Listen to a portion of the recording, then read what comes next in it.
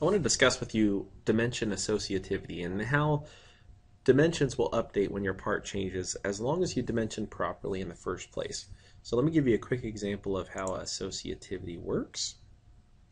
I'm going to create just a single dimension over here on the side of 3.5 inches. I'm going to go back to the Model tab, and I am just going to use the stretch command, and I will stretch this out, we'll say 1/2 inch. 0.5 and enter. So now it's obviously longer. When I return to the dimension drawing, you can see that the dimension updated.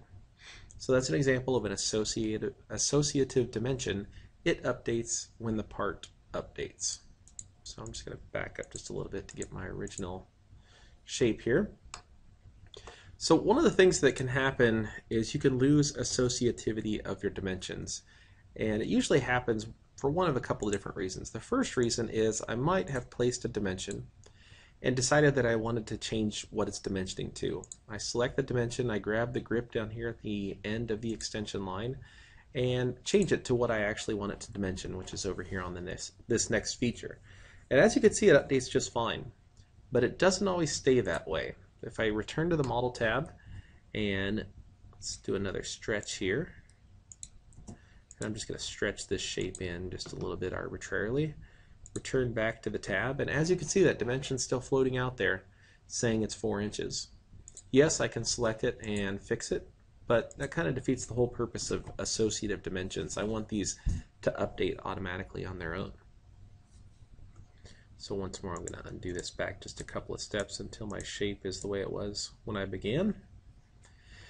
And let me give you another example of where this happens a lot. I'm going to create a diameter dimension on this hole, and then I'm going to create some linear dimensions to locate that hole. And when I'm doing this, the proper way is to snap to the circle itself. So as I highlight the circle, as I hold my mouse over it, I can actually see the center point highlighted. I can go ahead and click and select, and it grabs the center point. So again, I can repeat the same thing going up. Rather than going to the point, I'm going to click on the circle, it jumps to the center, and I'm happy. Now those will stay associative. Let me show you what happens a lot of times. If I dimension the same dimension, and this time actually snap to the endpoint of the center line that came along with the dimension, I'm no longer associating it to the object itself. I'm associating it to this little dimension line. And sometimes this will work, sometimes it won't. But let's see what happens. When I go to the Model tab, I'm going to select this circle and grab its center grip and move it a little bit. We'll return to the sheet and see that neither one of those updated.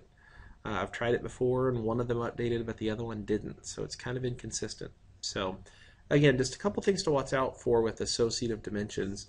Do not snap to center lines, other extension lines. Make sure you snap to the object itself, and try not to adjust your extension lines like I did here.